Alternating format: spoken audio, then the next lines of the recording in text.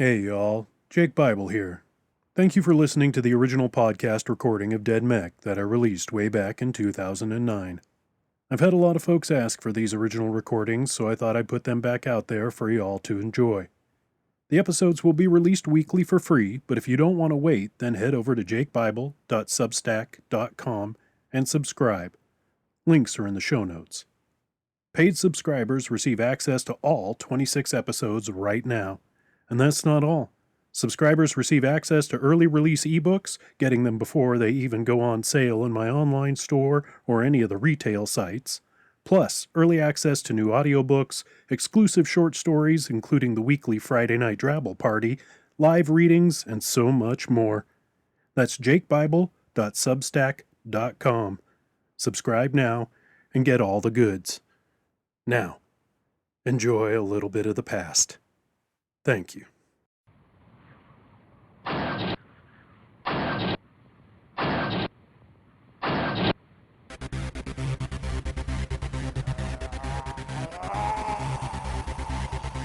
You're listening to Jake Bible's Dead Mech, the world's first Drabble novel, written and performed by Jake Bible. This story is available only as a podcast novel and is not for the faint of heart. If you can't stand blood, gore, graphic violence, foul language, cannibalism, zombie hordes, or sexual situations, well then, you aren't invited to this party.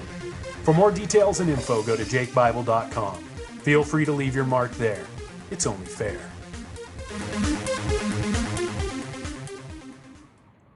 Episode 4, Chapter 2, Part 1.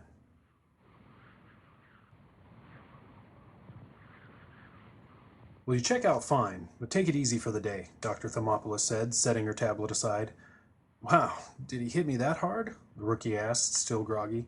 "Bisbee? No, it was the concrete steps that really did the job." Dr. Thermopolis handed the rookie a packet of pills. "Take one twice a day if you start getting headaches. If the medication doesn't help, come see me right away." The rookie pushed himself from the exam table and took 2 tentative steps. Doc? Why am I in an exam gown?" "Easier to examine you that way." "Welcome back to the conscious world, rookie," Rachel said, extending her hand as the rookie exited the infirmary. "Quite a first impression. You always fall down like a girl when someone hits you?" A large knot at the back of the rookie's head ached, but he pushed that aside and took Rachel's hand. "I usually try to scream a little before I pass out, but I couldn't manage it this time," quipped the rookie. "I'm Pilot Rachel Caprese, your new boss," she said, walking away. The rookie hurried to follow. "Oh, you're the rookie. Leave it at that."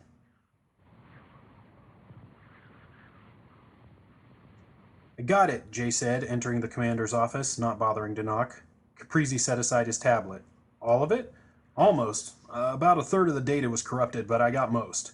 Whatever happened out there, we'll be able to see Bisbee's side." Caprese set his hand out. Reluctantly, Jay handed him the small, clear disc. "Thank you, General Mechanic," Caprese said dismissively. "Really?" Jay asked, offended. "I spend all night fighting this data from an almost completely fried drive, and that's all I get?" Caprese raised his eyebrows and nodded towards the door. "Oh, man," Jay complained. Rachel and the rookie stepped into the empty barracks. Rachel motioned towards a bunk that held the rookie's pack. "There's your new home for the rest of your life." The rookie took in the room, the gray metal of the bunks, the foot lockers, larger upright lockers. "Huh, festive," he said mockingly. "Yeah, well, we don't spend much time in here," Rachel said. "You're going to want to get cleaned up. Showers are there, latrine is there," she mentioned to 2 doors at the end of the barracks. "I'll be back in a few minutes to take you to the mess." Caprese switched back and forth on his tablet between the multiple vid feeds recorded by Bisbee's mech. The picture was rough, but clear enough to make the commander's gut clench. He tossed the tablet onto his desk, leaned back in his chair, and sighed. A knock at his door brought him upright.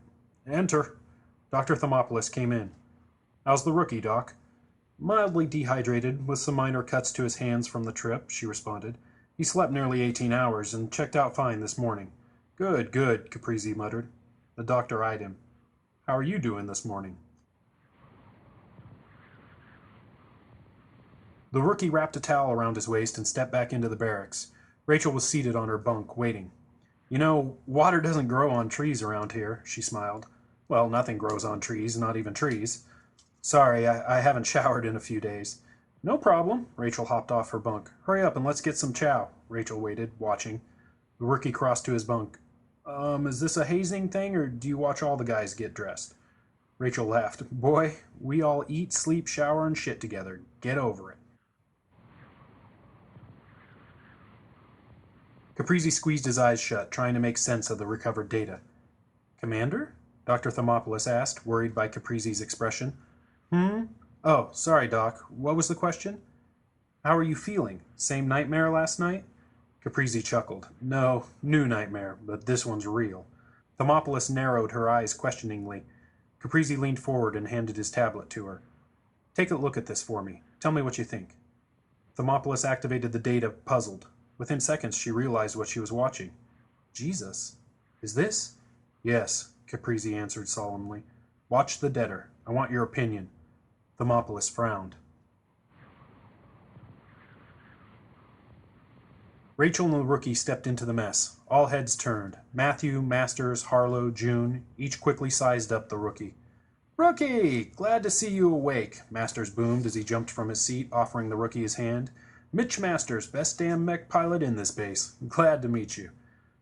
Thanks, the rookie responded, taken aback by Masters' enthusiasm. I'm the rookie, Harlow said, stepping past Masters to shake hands. That's all we need to know. Really? You don't want to know my name? Why? You'll probably die horribly tomorrow. What's the point? Masters winked.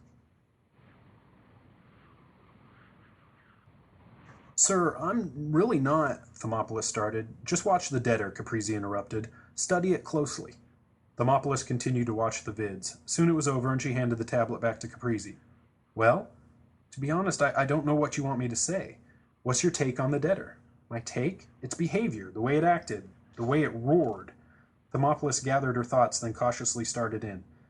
Knowing nothing of dead mech behavior, Caprizi waved her off, motioning for her to get on with it. Okay, without anthropomorphizing too much, I'd say the debtor was mad. The rookie grabbed a tray and followed behind Rachel. Okay, so nothing you see is real, just a heads up in case you're used to something a little more. Rachel trailed off. Lifelike? Masters hollered. Exactly, Rachel smiled. It's all good, it's just synth. The rookie perused the selections. Looks real enough. I'm used to different.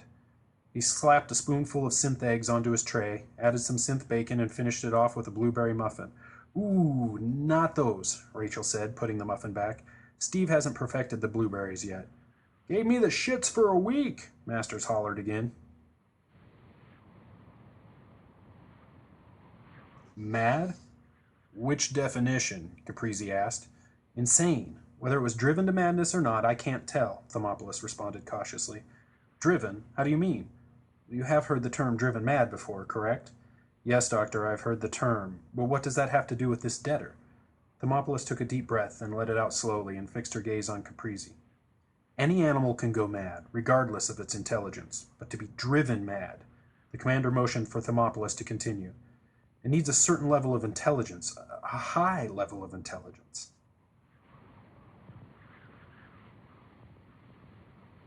Okay, so when does the hazing start? The rookie asked, looking around the table. Hazing? Matthew asked. Yes, hazing. You all have been pretty nice so far, except for yesterday's run-in with Bisbee. Harlow helped. Bisbee, right. Should I be worried? Only if you don't want your ass handed to you, Bisbee's voice growled from the mess door. The rookie glanced at the other pilots. Matthew shrugged. Let it go, Biz, Masters said. Was I talking to you? Seriously? Grab some coffee and sit the fuck down, asshole, responded Masters. Bisbee glared at the rookie, then turned to the mess line. The commander paced back and forth behind his desk. Thermopolis waited patiently for Caprizi to collect his thoughts. Finally, he stopped, placed his hands firmly on the desk, and addressed the doctor. So how do we know whether this thing is just basic crazy or smart crazy?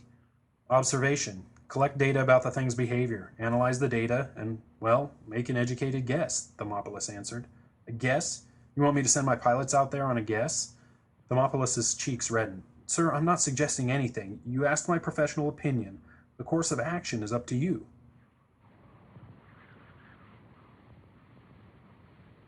So are the other pilots patrolling? The rookie asked. Harlow chuckled. Other pilots? Rookie, you're looking at the other pilots. The rookie was taken aback. He scanned the faces around him, looking for the joke. He quickly realized there wasn't one. This is it? Just us? The rookie asked with alarm. Bisbee slammed his tray down directly across from the rookie. There is no us for you, rookie. He glared across the table, then smiled and tossed a muffin at the rookie's face. The rookie easily caught the muffin, crushing it slightly. Bisbee smiled wider. Have a muffin. It's blueberry. There is one thing, sir, the doctor said grudgingly. This should be good, the commander quipped. What else you got for me, Doc? A sample would be helpful. Sample? Thermopolis looked at the floor. Come on, Doc, you're a professional here. Out with it, Caprizi commanded. I need a zombie pilot's brain, she whispered. Are you fucking kidding me? Caprizi laughed harshly. That's a little more than observation. And I need it intact, Thermopolis continued. Caprizi stared at her, stunned. Of course you do. It's the only way to be sure, sir. Caprizi laughed again. Of course it is. Masters laughed at the look on the rookie's face. Wow, you had no idea at all, did you? The rookie shook his head in disbelief. What, that the survival of human civilization rests only on us? No, that isn't how the UDC spins it in the city-states. Don't make me tell you again, rookie. You are not part of us, Bisbee growled. Eat your muffin. The rookie ignored Bisbee. Okay, that'll take some processing. So if we are all here, then who's patrolling? Doesn't there have to be a patrol out at all times? Eat the fucking muffin! Bisbee roared. Jethro ignored the other 16 monitors, his eyes darting back and forth between the 4 he was seated directly in front of. He deftly worked a large joystick with one hand while flipping switches with his other. Okay, let's see what we have here, he muttered. Anything fun yet? Jay asked suddenly, making Jethro jump and yank on the joystick. The images on the monitors shook violently. Jesus fuck! Will you please knock? What if I had 3 on a ledge or something? It would be fucking pieces right now. Jay smirked. How's 3 holding up? Just fine, Jethro grumbled. In an instant, the rookie and Bisbee were out of their seats and face to face. I don't know what your fucking problem is, old man, but you better back the fuck off, the rookie spat, his voice low and even. Bisbee laughed. Old man? You think you can take me, you little shit? Yes, the rookie answered matter-of-factly. Fine then, Bisbee smiled. Before the grin left his face, he brought his knee up, aiming for the rookie's groin. The rookie countered quickly, stomping his foot down on Bisbee's, stopping the nut shot. Bisbee stumbled back. Oh, you're dead, rookie. What is that? Jay asked, taking a closer look at the monitor. That's what I was trying to find out, snapped Jethro. Okay, sorry, no panty bunching required, Jay apologized. The 2 mechanics remained silent, watching the monitor. Suddenly, something obscured the view. Then the 4 monitors connected to the Mini-Mech 3's feed turned to static. The fuck happened? Jay yelled. Jethro checked a diagnostic screen, typing madly at his keyboard. Fuck, fuck, fuck, fuck, fuck! Well, it's gone. Gone? Nothing? Check the homing beacon, Jay ordered. It's gone, Rind. Not a blip. Jay sighed. You better tell Caprizi. Masters grabbed the rookie as Harlow shoved Bisbee back. Knock it off, Biz, Harlow yelled. We're all torn up about Stan, but don't take it out on the rookie. Fuck you, Harlow. Get the fuck out of my way, Bisbee roared. I'm gonna fuck him up. Try it, you burned-out fuckstick, the rookie yelled back. Actually, I say let him, Rachel said casually from the table. All eyes turned on her. I've seen his file. Apparently our rookie has some skills. Let's take this to the gym and see what he's got. Perfect, growled Bisbee. Perfect, mocked the rookie. Caprizi stood before the static-filled monitors. Okay, so what am I looking at? I thought you said you had 3 back online. It was, Jethro answered. Worked perfectly. Okay, so what then? Watch, said Jay as 3's last vid feed started to play. Caprizi watched impatiently. Gentlemen, I have a lot to do today. This had better. Caprizi stopped short as once again something moved quickly in front of 3 and then the feed went dead. What was that? Not a fucking clue, answered Jay. Weren't there any readings, any proximity warnings? Caprizi asked. No, Nothing, Jethro answered. Give the pads to the rookie, Bisbee snorted, knocking the protective headgear from Matthew's hands. Matthew glared at Bisbee, bent down, retrieved the gear, and offered it to the rookie. No thanks. The only reason I need a pad is to soak up all the blood this asshole's going to bleed, the rookie taunted. Oh, I like this guy, Masters laughed from the edge of the sparring mat. Okay, gentlemen, the rules are, Matthew started, but was quickly interrupted. Fuck rules, Bisbee shouted. Fine by me, the rookie shrugged, cracking his neck. Matthew sighed. Fine. Have at it. What about the other mini-mechs? Caprizi asked, irritated. They're fine, sir, Jethro responded. Which one is closest? One, I guess, although it would take about an hour to get to Three's position. Then get it going, barked Caprizi, turning to Rind. Can you make anything of this, Jay? Not a goddamn thing, Jay said, playing the vid feed again. Alarms should have gone off, whether it's mech, zombie, or other. Other? What other? Caprizi's eyes narrowed. Human, Jay said. Waster, Coulter, whatever. Just because you put an at the end doesn't make it a word, Jay, Jethro joked. The rookie dodged Bisbee's first swing, shuffling to the side. Dancer, eh? Bisbee taunted. Too bad. I like the arts. The rookie laughed, batting away another jab and slapping Bisbee upside the head. Bisbee feinted right, then brought his left fist up in a powerful uppercut. The rookie crossed his arms, blocking the uppercut and sending Bisbee off balance. Using the advantage, the rookie shoved Bisbee to the mat. Bisbee immediately jumped to his feet, face dark red with rage. Stop fucking around! Come on! Okay, the rookie said, landing a lightning-fast roundhouse kick to Bisbee's jaw. How's that?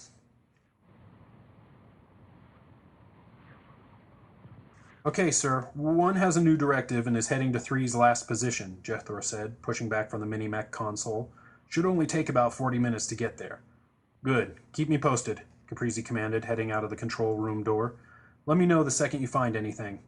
Jay and Jethro watched the commander leave, then turn back to the screens.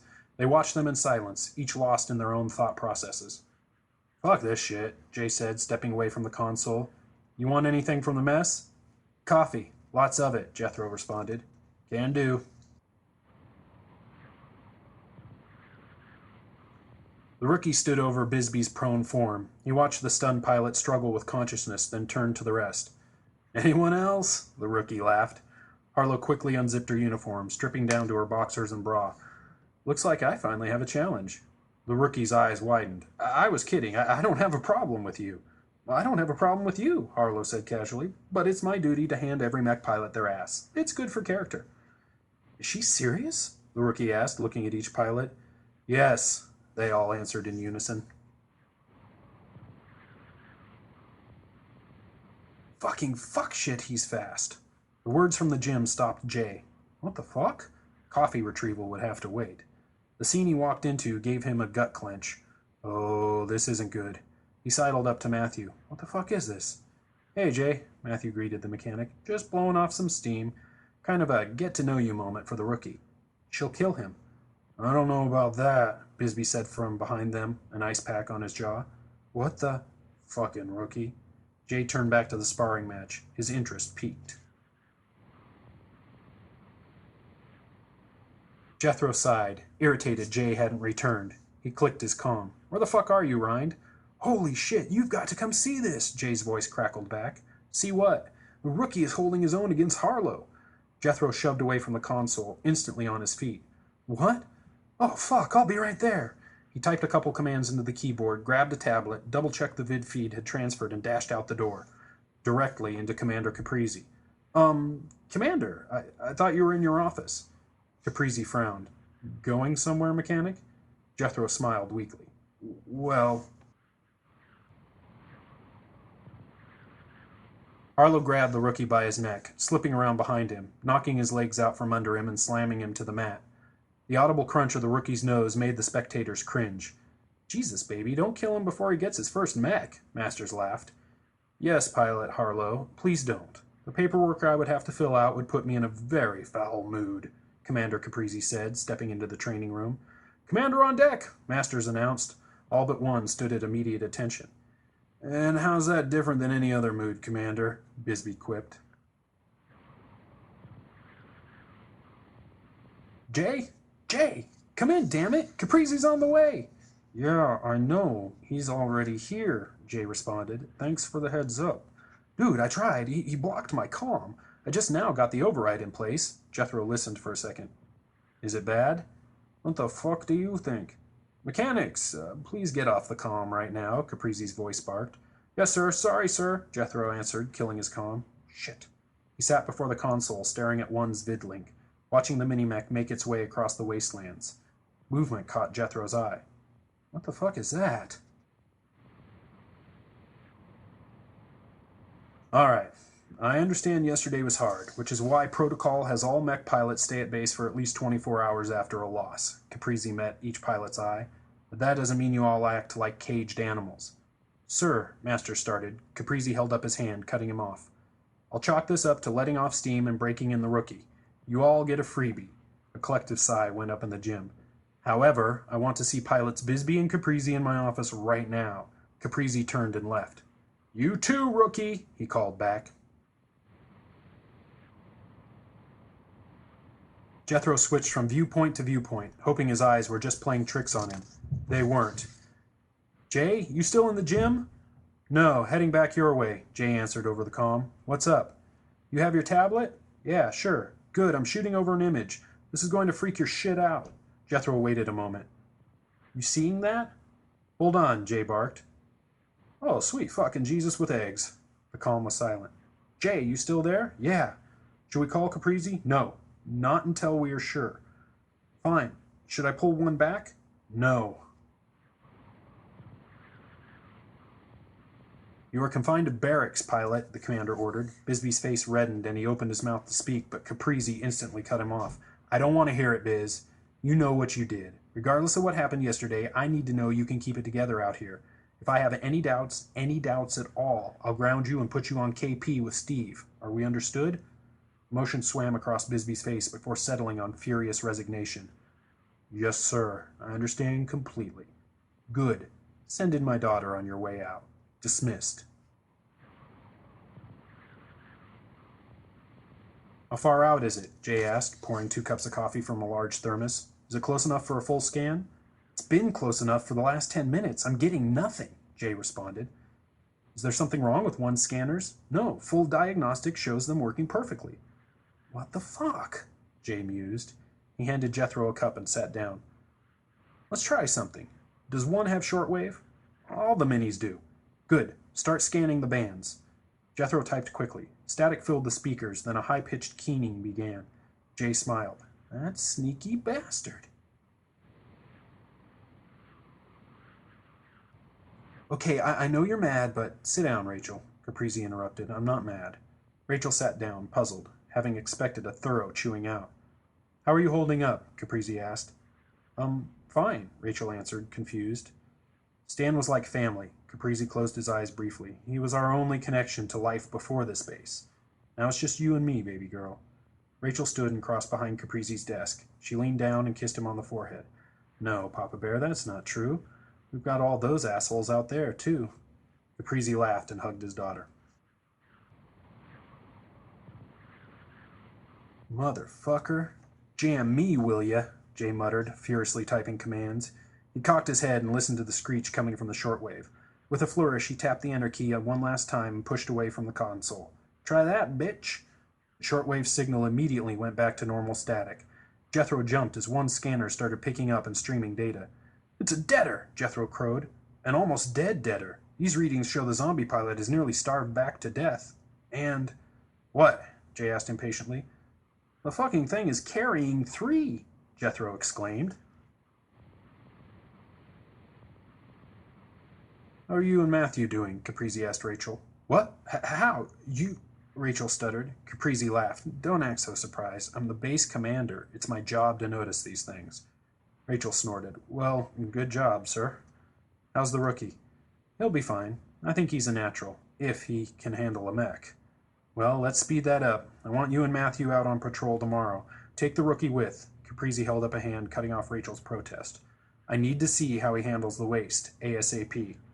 Yes, sir. Caprizi smiled. Okay, send him in. Jay and Jethro watched the image on the vid screen. A lone dead mech was methodically dismantling 3. What's it doing? Jethro asked. Jay stayed silent, then shook his head. My guess? He's using the thing for parts. The dead mech uncoupled a power pack and stored it in its side cargo hold, confirming Jay's guess. Bump up the scans. I want more details on its vitals, Jay said. Jethro tapped at the keys, increasing the resolution. Instantly, the dead mech stopped what it was doing and quickly turned towards 1. Shit, did it just catch a spine? Jethro asked. Wasteland survival depends on one thing and one thing only: clear thinking. Panic means death. Rushing means death. Moving slowly means death. Not taking the time to assess your surroundings, resources, abilities, limitations means death. You must think clearly to get yourself out of the wastelands. Commander Caprizi stood and offered his hand. The rookie, still at attention, looked at the hand, confused. Caprizi chuckled. Son, I only offer my hand once. The rookie quickly met Caprizi's grasp. Sir? Yes, rookie. Is that it? Yep, that's orientation. Good luck. You're dismissed. The rookie left the commander's office, scared shitless. Get one the fuck out of there, Jay yelled, watching the image from one's rear vid feed. The dead mech was in swift pursuit, running all out to catch the mini-mech. I'm fucking trying, Jethro yelled back, his right hand on the main joystick control while his left was busy trying to switch all power to propulsion. Come on, little guy, come on. Jay reached past Jethro and tapped at the control panel. Is there enough power to fire RPGs? Jethro checked his readings. Yes, but we only have enough to fire once, so shoot them all. Done! Rachel was waiting for the rookie outside Commander Caprizi's office. Looks like you're official now, rookie, Rachel beamed. The rookie frowned. What? Rachel asked. I don't know. I guess I was expecting more, the rookie said. Some rousing, soul-inspiring speech designed to make you want to fight for God, the UDC, and city-state? Something like that. Trust me, rookie, when you get out in the waste, you won't need a speech. Just keeping your ass in one piece is motivation enough, Rachel laughed. All right, let's go get shit-faced. What? You have booze? Best shine ever made. Oh, thank God.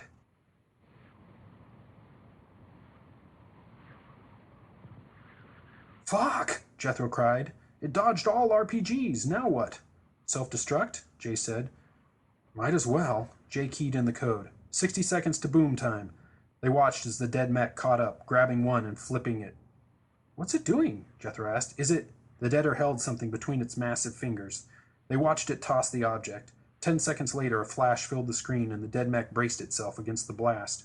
When the after effects stopped, it turned back to the camera and waggled a finger. The screen went blank. No fucking way, Jethro whispered. You have been listening to Jake Bible's Dead Mech, the world's first Drabble novel. The preceding episode was recorded and produced by the author. The intro music was Miles and Miles by Leica Crest. Outro music is Destroy by The Eternal. Both tracks available at podsafeaudio.com. Title graphic by Ed Delaney. Find him at peculiarcomics.com. This recording is protected by a Creative Commons Attribution Non-Commercial No Derivative Works United States 3.0 license. You can share it, copy it, and give it to anyone you want. Just don't edit it, change it, or try to make any money off it without direct permission from the author. Thank you for listening. My head is spinning. Time is running out.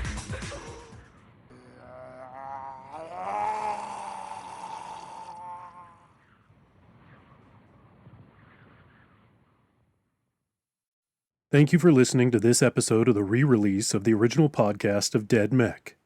Don't want to wait until next week for a new episode? Go subscribe at jakebible.substack.com and you'll get access to all episodes right now. Or you can go to my website or any major retailer and get the audiobook narrated by Julie Hoverson. You can also get the ebook, which is free on all major retailer sites, as well as my own store. Go to jakebible.com for more info. Thanks, y'all. Cheers.